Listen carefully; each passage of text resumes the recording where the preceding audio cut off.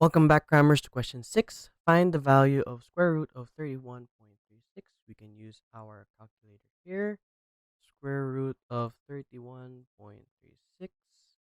We get 5.6. 5.6.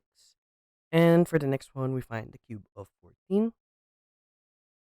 14 to the power of 3 gives us 2,744. Okay. Write a number on each of the dotted line to make the calculation correct.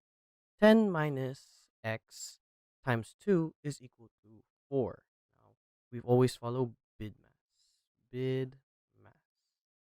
Now, we can see here that multiplication comes before subtraction.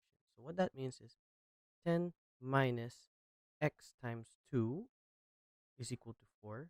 So that means 10 minus 2x is equal to 4. We can actually bring 2x here and 4 here. So we get 10 minus 4 is equal to 2x. 6 is equal to 2x. So we simply divide both sides by 2 to isolate x. And x is equal to 3. So we can write here 3. For the second one, 5 plus something multiplied by 3 is equal to 36. But notice how there are brackets.